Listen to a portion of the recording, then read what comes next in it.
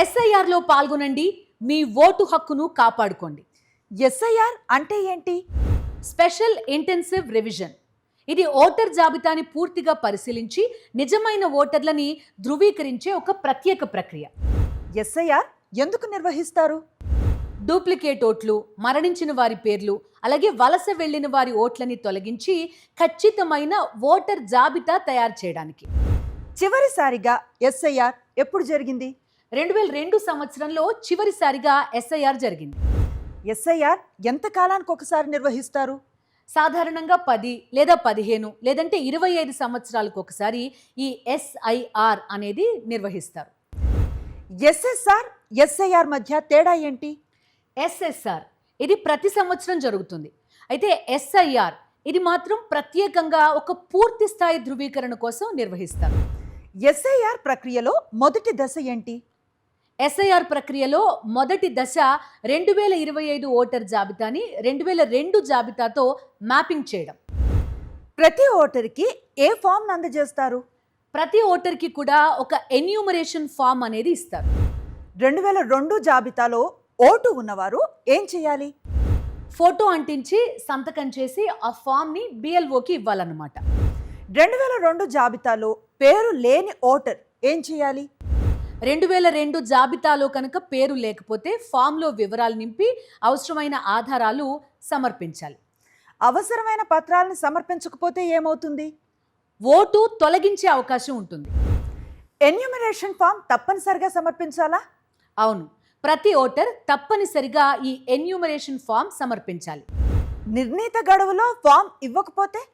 నిర్ణీత గడువులో కనుక ఈ ఫామ్ ఇవ్వకపోతే ఓటర్ జాబితా నుంచి పేరు తొలగించబడే అవకాశం ఉంటుంది. ఎస్ఐఆర్లో బిఎల్ఓ పాత్ర ఏంటి? మ్యాపింగ్ చేయడం, అలాగే ఫామ్లు పంపిణీ చేయడం, ధృవీకరణ, డ్రాఫ్ట్ ఓటర్ జాబితా తయారీ. ఎస్ఐఆర్లో బిఎల్ఏ పాత్ర ఏమిటి? ఓటర్లకి అవగాహన కల్పించడం, అలాగే ఆధారాలు సేకరించడం, దాంతోపాటు ఫామ్ల సమర్పణలో సహాయం చేయడం. ఓటర్ అందుబాటులో లేకపోతే ఫామ్ని సమర్పించవచ్చా?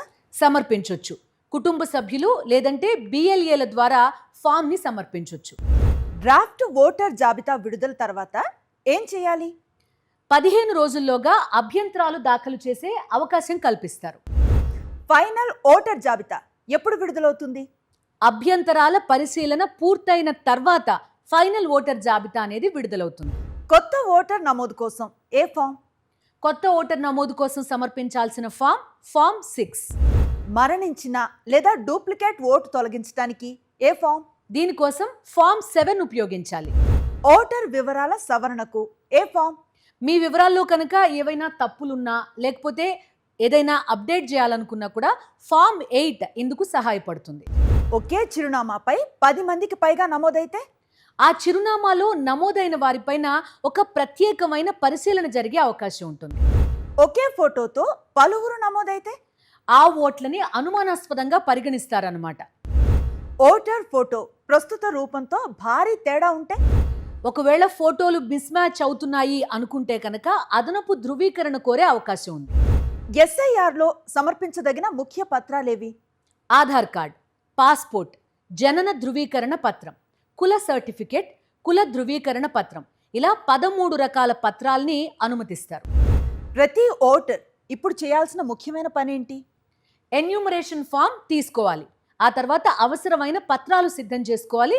గడువు లోపు బిఎల్ఓకి సమర్పించాలి. మీ పేరు 2002 జాబితాలో లేకపోతే ఓటు పోతుందా? పోదు, ఖచ్చితంగా పోదు. అవసరమైన ఆధారాలు సమర్పిస్తే కనుక వారిని ఓటర్గా కొనసాగే అవకాశం ఇస్తారు.